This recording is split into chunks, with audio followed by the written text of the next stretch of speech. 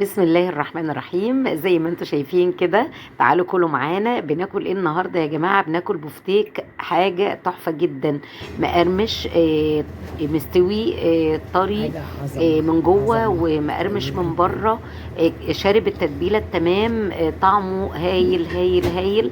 حلو هيتعمل أوي. في خطوه واحده، مش هنهري في الشغل بتاعه كتير.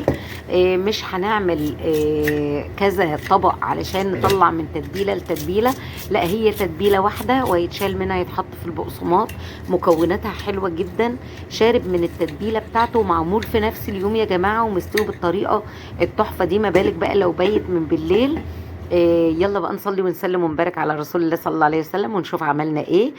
لو ما عملتولناش متابعه، اعملوا متابعه واعملوا لنا لايك وشير. زي ما انتم شايفين كده، جبت البفتيك. الجزار بصراحة موضبه تمام. مقطوع منين؟ مقطوع من وش الفخدة. البفتيك بيتقطع من الأنسجة يا جماعة. الأنسجة بتاعته بتكون طولية كده وهو بيقطعها بالعرض، فبيبقى النسيج بتاعها قصير خالص. لما تيجي تقطميه ما يشدش معاكي. البفتيك بالذات عايز اللحمة الطازة الصبحة، القطعية اللي انتي مختاراها. زي ما قلتلك، وش الفخدة ما بيجيش إلا من وش الفخدة. لا بتكش ولا بتقب ولا بتشرب زيت ولا بتعمل الفقاعة اللي بتحصل ديت لما بنكون عاملينه في البيض والبقسماط. تبصوا تلاقوه يتنفخ كده، يقب كده زي العيش اللي بنخبزه. لا لا لا، زي ما انتم شايفين كده، حاجة تحفة جدا.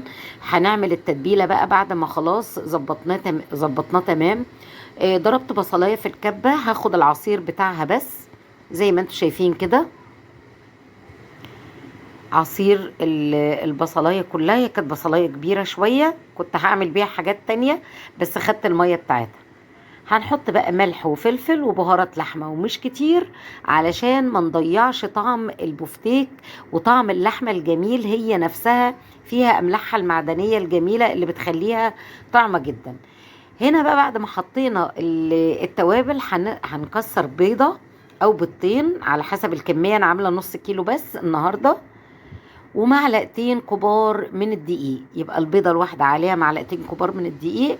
أقل من نص معلقة ملح، ربع معلقة فلفل، ربع معلقة بهارات لحمة. وهقلب لحد ما الاقي القوام زي ما انتم شايفين كده.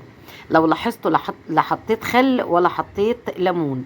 الليمون ممكن تحطوه في الاخر خالص، مع لما تيجي كده تطلعي من التتبيله وتحطي في التحمير. الليمون اولا بينشف حته اللحمه، والخل كمان كذلك. كمان بيضيع الطعم الاصلي بتاع البفتيك. باخد بقى قطعه قطعه كده واحطها في التشريبه الجميله اللي انا عملتها دي، اللي انا هطلع منها يا دوب. واعمل في البقسماط على طول من غير اي خطوات كتير. خلصته بقى وغطيته زي ما انتم شايفين كده، وهدخله التلاجة ساعتين بس. يعني الموضوع ده استغرق مني، يا دوب تبلته وحطيته في التلاجة ساعتين. وبعدين بدأت بقى ايه، ساعة الغدا بالظبط هنعمل شوية مكرونة. رحت جاية بدأت أعمل في المكرونة، وقعدت بقى إيه أتبل فيه. جبت بقى بقسماط وجبت كريسبي، وطحنت الكريسبي كده وحطيته على البقسماط. زي ما انتم شايفين كده، بحاول اوريه لكم، الاضاءه مش مبينه. زي ما انتم شايفين الكريسبي بيدي القرمشه المطلوبه. طب لو مفيش كريسبي، نحط على البقسماط العادي خالص معلقتين كبار من النشا، على قد الكميه اللي انت هتعمليها. طبعا انا مكتره بقسماط ومكتره عليه كريسبي كمان، عشان اللي بيتبقى منه بحطه في كيس بدخله كده، انزل منه الحاجات الخشنه اللي اتبلت. وانا بعمل، وانا حريصه ان انا ببقى اخليه البقسماط اللي باقي مش مبلول خالص. زي ما انتم شايفين كده، بدأت بقى اتبل وبضغط على قطعة البفتيك عشان تتشرب مع التشريبة او التتبيلة اللي هي معاها. بشرب فيها الايه البقسماط. طبعا انتوا عارفين ان فيها المكونات بتاعتها، البضاية والمية بتاعت البصل. وكمان ممكن تحطي زبادي او ربع كوباية من الحليب، بيطري حتة اللحمة اكتر واكتر. بس انا المره دي ما حطيتش. انا كل مره بحط بس ما كانش متاح قدامي، فقلت مش هوقف المراكب السايره ونشتغل ونعمل بالمتاح. في حاجات بتعوض حاجات تانية. كده تمام قوي وزي الفل. هنبدأ بقى في التحمير. الزيت غزير يا جماعة، أهم حاجة الزيت يكون سخن جدا وغزير. أول ما نحط البفتيك والزيت يبقى مغرقه من فوق ومن تحت، علشان ما يديش فرصة للبقسماط مع التتبيلة انه يقب ويسيب قطعة اللحمة يرفع ويملى هوا من جوه كده. لا، هو على طول لما بيكون غرقان في الزيت كده من فوق ومن تحت ما بيعملش الحركة دي خالص.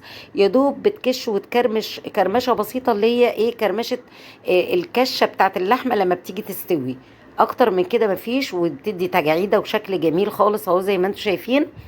انا قلت النار بتكون عالية في الاول، وبعدين بعد ما بنحط كل الكمية اللي احنا عايزينها نهدي النار بقى ونسيبها تستوي على الجنب ده وعلى الجنب ده. دي التركية مهمة جدا ان الزيت يكون سخن وبعدين نهدي النار عليه.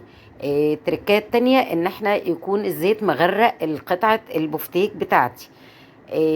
نخلص الكمية كلها ونصفي زي ما انتم شايفين في السلك، على شبكة، على سلك، في مصفى، اي حاجة من الحاجات دي. بس ما نحطش على مناديل عشان ما تطريهاش، وما نحطش على ورق ونقول يشرب الزيت. لا لا لا، نصفي كل حاجة. هيطلع مقرمش بقى زي ما انتم شايفين كده. بندوق تاني.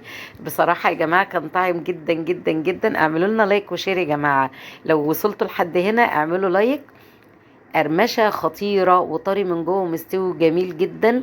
زي ما قلت لكم بنقطع قطعه اللحمه بتاعت البفتيك، بقول للبنات الصغيرين، من وش الفخده، علشان الانسجه بتاعتها بتكون طوليه، هو بيقطعها بالعرض، فبتبقى النسيج قصير جدا بيقطم معاكي على طول. اعملوا كل حاجه في البيت، ربنا يحسن ما بين ايديكم. زي ما انتم شايفين كده حاجه جميله جدا. شكرا ليكم، والسلام عليكم ورحمه الله وبركاته.